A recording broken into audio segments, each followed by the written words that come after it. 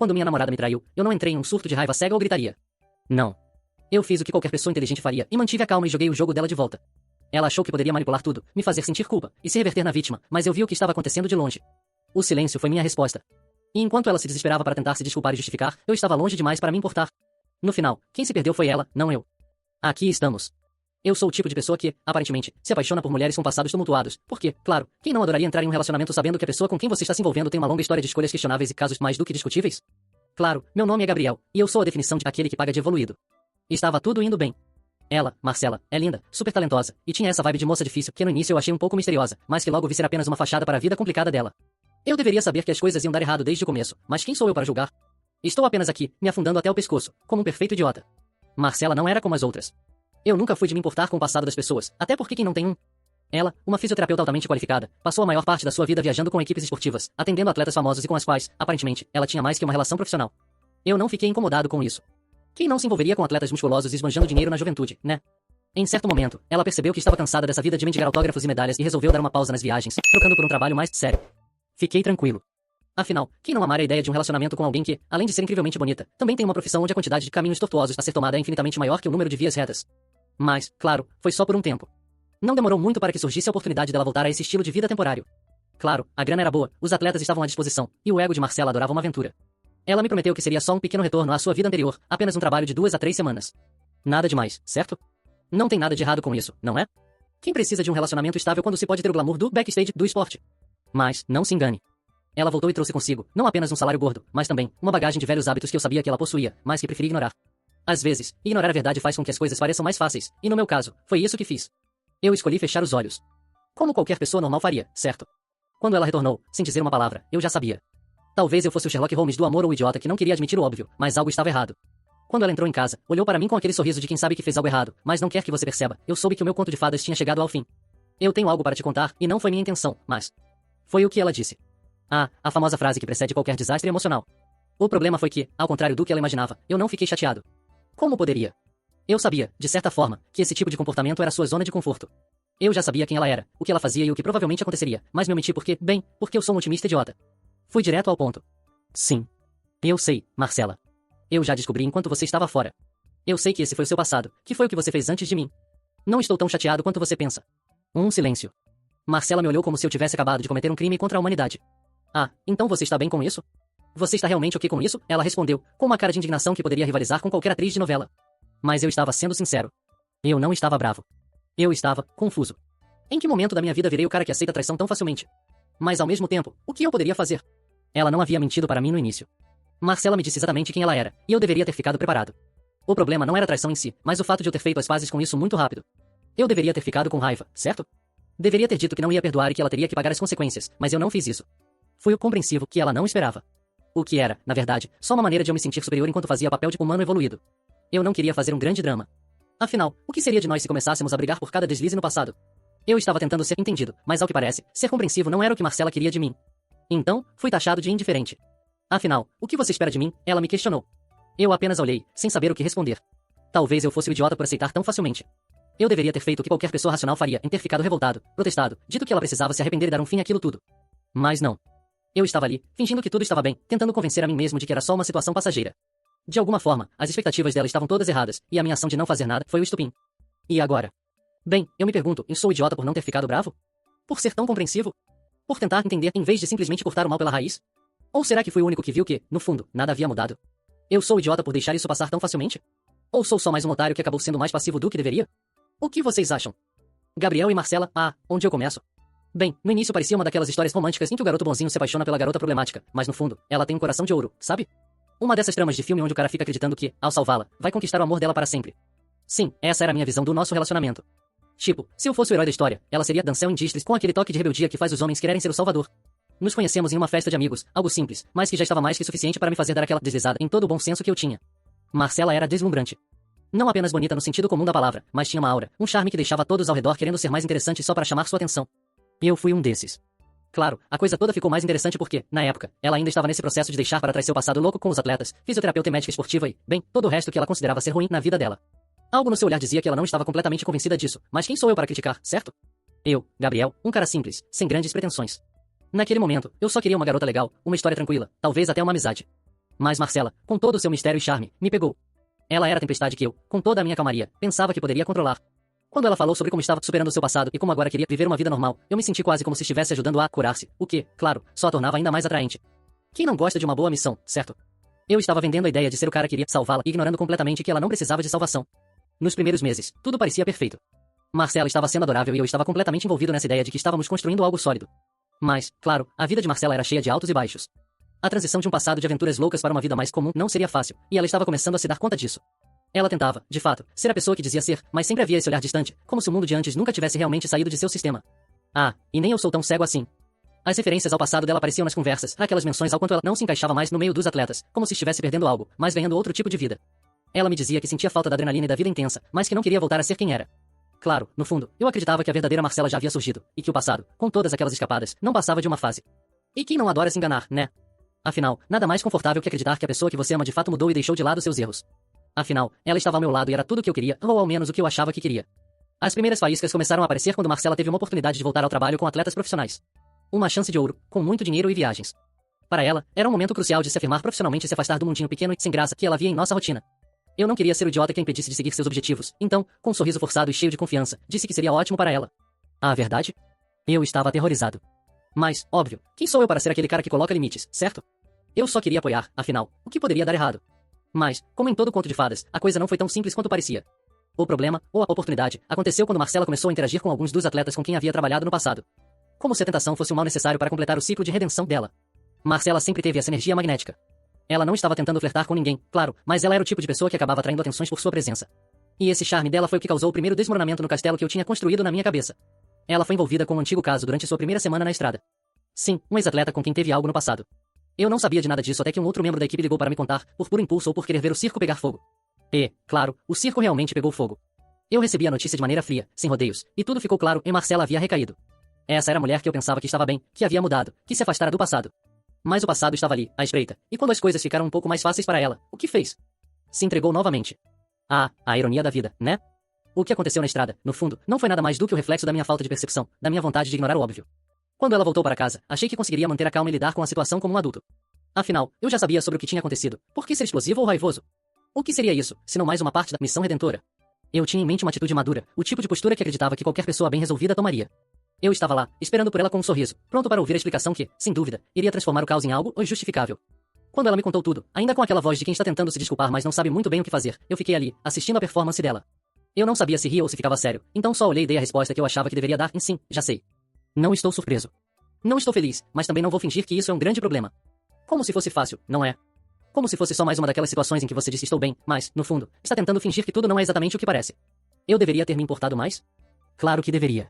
Mas, honestamente, o que me fazia pensar que eu deveria mesmo me importar? Ela tinha me avisado, certo? Aqui está a grande questão, e eu estava tão imerso na ideia de que estava em controle da situação, na narrativa de que podia ser o bom e compreensivo, que eu acabei me tornando parte da farsa. Eu estava tentando fazer as pazes com algo que, no fundo, sabia que não estava certo.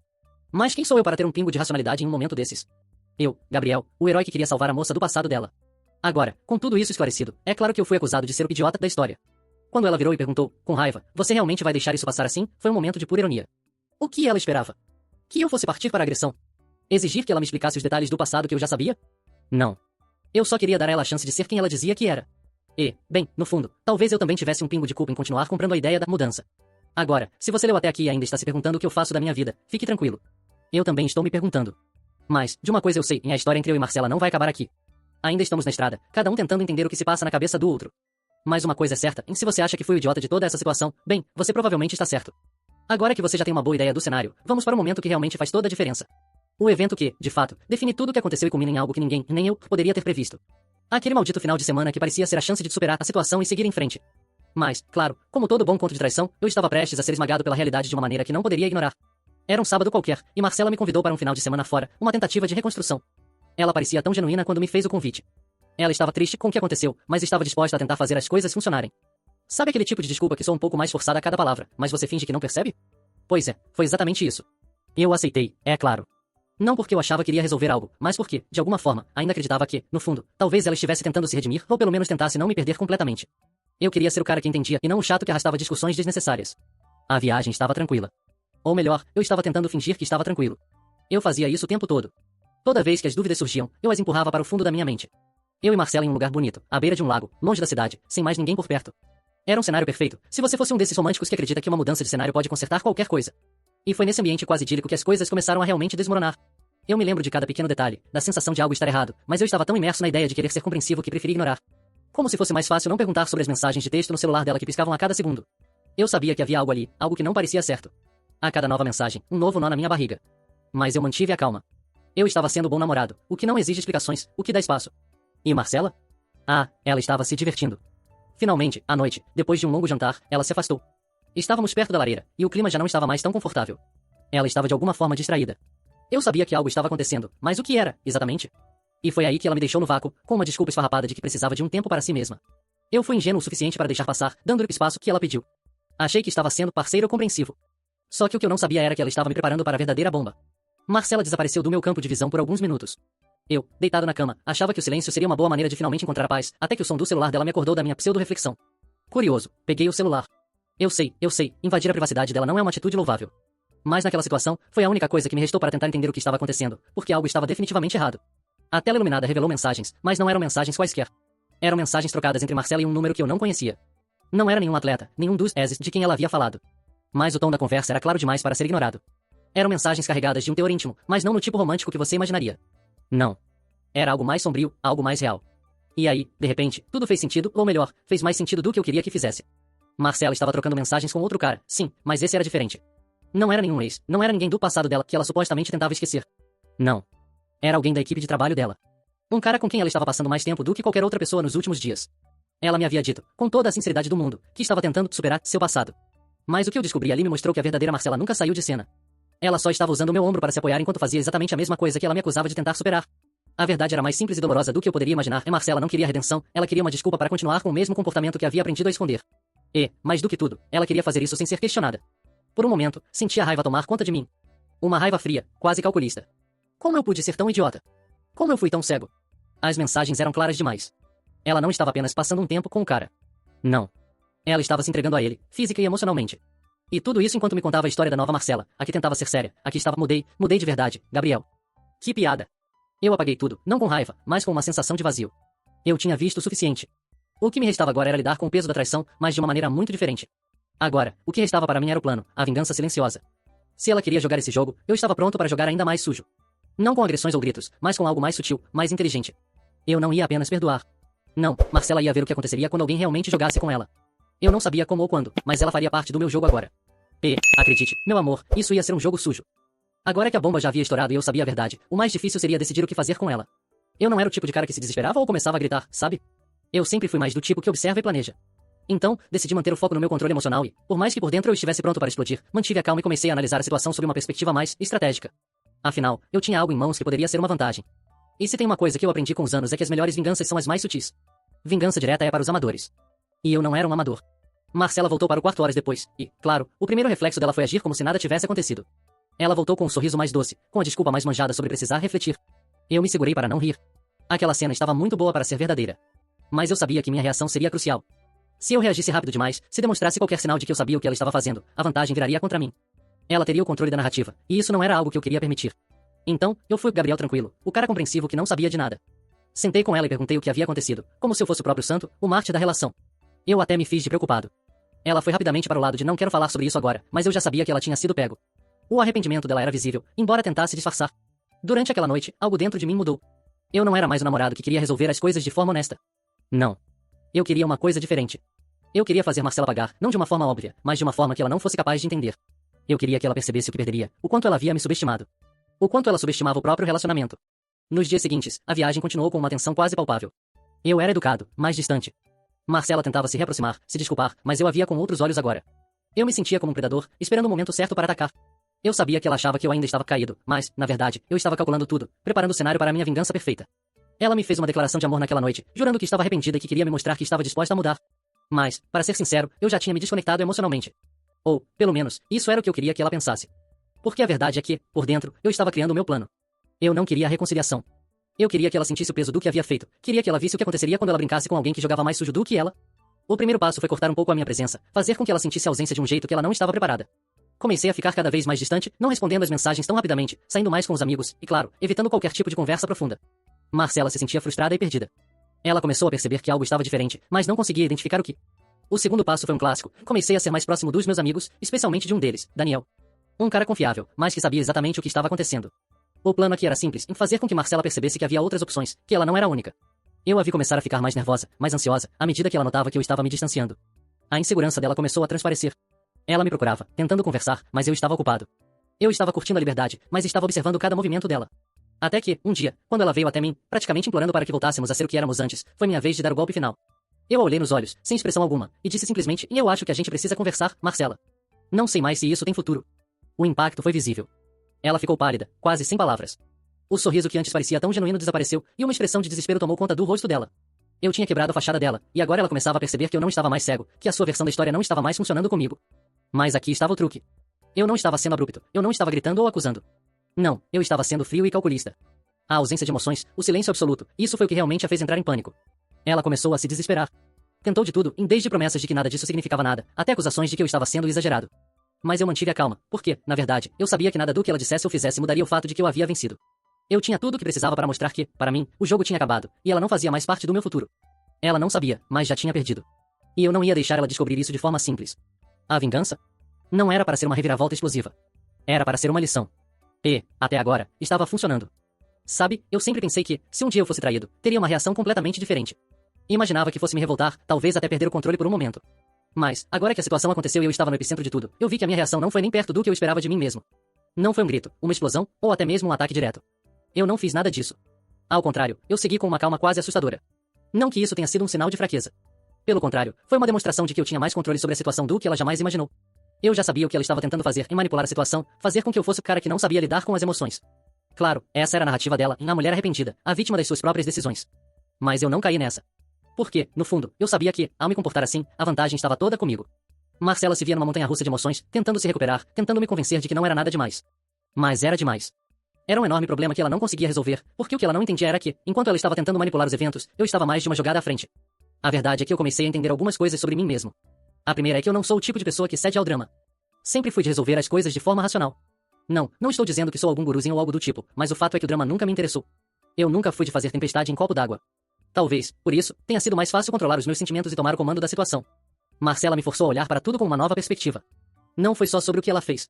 Foi também sobre quem ela era, como ela se comportava, e sobre como, talvez, eu estivesse preso em uma ilusão de perfeição. Eu a vi como alguém que não só quebrou a confiança, mas também subestimou minha capacidade de lidar com a situação de uma maneira que ela não esperava. Ela achava que me teria na palma da mão. Aparentemente, ela não sabia que eu estava observando tudo e vendo muito mais do que ela pensava. Eu parei e me perguntei por que eu ainda estava aqui, em uma relação que já parecia estar quebrada antes mesmo de eu ter dado o primeiro passo para acabar com isso. O que me fez continuar ao lado dela? O que me fez não cortar tudo de uma vez, no primeiro sinal de traição? Eu percebi que, talvez, fosse mais sobre o controle do que sobre a própria relação. Não, eu não estava com Marcela porque sentia que ela era minha alma gêmea, nem nada romântico assim. Eu estava com ela porque, no fundo, eu queria ver até onde ela iria para conseguir me manter. E, mais importante, até onde eu seria capaz de ir para mostrar a ela que não seria fácil. Eu fiquei pensando, também, que o maior erro de Marcela foi subestimar o quanto eu poderia lidar com situações assim. Ela achava que me manter calmo e à distância me faria enfraquecer, mas, na verdade, ela só estava cavando sua própria cova.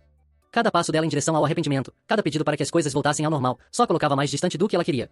Eu sabia que ela queria minha atenção, queria minha validação. Mas o que ela não sabia era que o simples fato de eu me manter calado, de não dar nenhuma resposta concreta, já estava sendo mais eficaz do que qualquer vingança em forma de palavras. O que começou como uma simples traição se transformou numa batalha psicológica. Não porque eu quisesse ser cruel ou porque estivesse em busca de uma vingança cega. Mas porque eu sabia que era o que ela merecia. Eu queria que ela visse que o que ela fez tinha consequências. Consequências que não eram imediatas, mas que se arrastariam por tanto tempo que ela começaria a sentir falta do que tinha perdido. Eu queria que Marcela percebesse que, quando você trai, você não só perde a confiança do outro, mas perde também a sua própria essência. E, enquanto ela tentava manter as aparências, eu estava lá, quieto, observando cada passo que ela dava, pronto para colocar o meu plano em ação. A cada dia que passava, eu ficava mais consciente do quanto essa experiência estava moldando minha percepção sobre o relacionamento, sobre o que eu realmente queria e sobre como eu poderia usar minha própria inteligência para lidar com as situações. Eu não estava mais jogando com Marcela. Eu estava jogando o meu próprio jogo, e isso era libertador. Agora, era questão de tempo. A queda dela seria inevitável. E, enquanto ela se via envolta em uma teia de confusão e arrependimento, eu apenas me mantinha firme. Como já disse, a melhor vingança é a mais silenciosa. E o silêncio, meu amigo, é a coisa mais ensurdecedora que existe. Eu sei que tem gente aí pensando, mas você deveria ter acabado com ela na hora, dado troco e seguido sua vida. Ou talvez você seja do tipo que acha que toda essa história de silêncio e jogo psicológico seja uma desculpa para ser cruel e vingativo. E sabe o que mais? Talvez você tenha razão. Eu não estou aqui para defender as minhas ações. Eu não sou o cara do bom samaritano. Nunca fui. Mas não dá para negar que, de alguma forma, a minha resposta foi a mais justa. Eu não queria um confronto. Eu não queria fazer um drama de novela. O que eu queria, e o que consegui, foi deixar ela perceber na pele o impacto daquilo que fez. E, ao fazer isso, percebi algo, o quanto ela nunca teve controle sobre a situação. Agora, estou no ponto onde preciso de um conselho mais racional. Porque, no fundo, toda essa história foi um jogo de poder. Uma troca de quem tem a última palavra, quem faz as regras. Eu sei que você pode pensar que eu sou só um cara amargurado, mas, acredite, não é só isso. Eu queria saber e eu fiz a coisa certa? Eu a coloquei no seu lugar ou fui simplesmente um covarde que se esconde atrás do silêncio, esperando que ela se desesperasse sozinha? Muita gente pode estar dizendo que eu sou apenas um adulto imaturo, que não tive coragem de seguir em frente e resolver isso como um homem. Pode até ser que você ache que eu estou apenas esperando que ela se afunde sozinha na culpa. Só que eu não estou esperando nada, eu estou vendo o que acontece quando alguém pensa que pode brincar com os sentimentos de outra pessoa, sem pensar nas consequências. Eu não estou fugindo da dor, eu estou vendo ela se afogar na própria incompetência, nas mentiras que ela criou. A verdade é que Marcela nunca acreditou que alguém pudesse ficar calmo diante do que ela fez. Ela achava que eu ia implorar por respostas, que eu ia me afundar no drama. Mas, quando tudo se transformou em silêncio, ficou claro que quem realmente perdeu o controle foi ela. Eu sei que, no fundo, não há uma fórmula para saber se fiz o certo ou não. Porque, quando você é traído, a dor não vem de uma ação ou uma palavra em si. Ela vem do que não é dito. E talvez a verdadeira vingança tenha sido essa, um vazio. Eu não precisei fazer nada além de não ceder ao que ela queria. E, enquanto ela implorava por perdão e atenção, eu continuava assistindo de longe, quieto, sem dar uma resposta. O jogo estava todo na minha mão. Agora, eu quero saber, fui certo? Porque a verdade é que eu não me importo mais se ela vai se arrepender ou não. Eu só quero saber se, para você, eu fui apenas um idiota jogando com o sofrimento dela, ou se eu fui um homem que simplesmente tomou as rédeas de sua própria dor. Estou aqui, esperando pelo seu julgamento. E espero que, no fim das contas, quem está jogando com os sentimentos de alguém não sou eu, mas sim quem acredita que pode fazer isso sem sofrer as consequências. Atualização 1. Bom, pessoal, parece que algumas pessoas ainda acham que eu estava agindo de maneira insensata. Como se, ao não reagir de forma explosiva, eu tivesse perdido algum tipo de poder. Mas, vou ser honesto aqui, e Marcela continuou insistindo nas desculpas, como se estivesse se afogando em cada palavra que saía da boca dela. O melhor de tudo é que eu mantive a linha. Não cedi, não entrei nas jogadas dela. Simplesmente deixei ela se sufocar nas próprias mentiras. E, adivinhem? Isso está matando ela por dentro. Eu posso ver a diferença no modo como ela se comporta. Ela está cada vez mais insegura, mais frágil. E sim, ela tenta recuperar o controle da situação, mas eu sei que ela sabe que já perdeu. A sensação de domínio é mais satisfatória do que qualquer outro tipo de vingança. Se eu tivesse gritado, se tivesse brigado, eu teria perdido. E, no fundo, eu nunca precisei disso. O silêncio, meu povo, é a maior arma. Atualização 2.